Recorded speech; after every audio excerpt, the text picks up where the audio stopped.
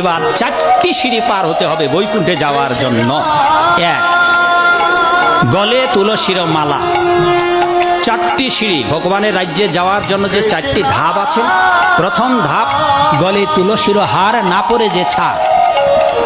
অনেকে বলে যে গোবিন্দের গলায় কি তুলসীর মালা আছে?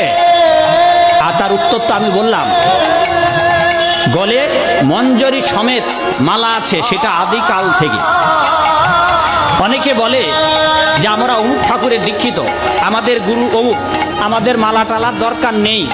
তাদের উদ্দেশ্যে আমার প্রশ্ন, ওই আপনার ওই ঠাকুর, আপনার ওই ইষ্ট দেবতা আপনাকে বিচারের দিনে রায় দিতে পারবে না।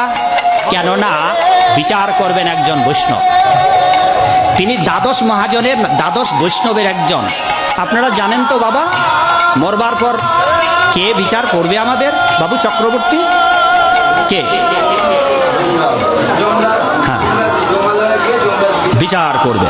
এখন যে ওম নমঃ শিবায়, ওম নমঃ শিবায় করছে, তার মরবার পর কিন্তু বিচার শিব ঠাকুর করবেন।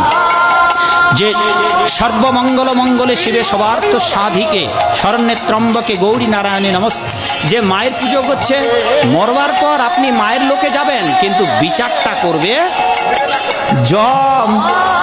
আর সেই যমরাজ বলেছেন 18খানা পুরাণের 12খানা পুরাণে তুলসীর মহিমা।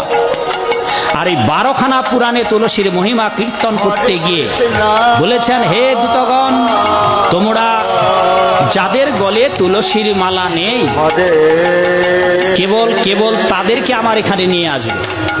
সাবধান, যাদের গলে তুলসীর মালা আছে এদেরকে জ্বলন্ত আগুনের ন্যায় সযত্নে পরিত্যাগ করবে।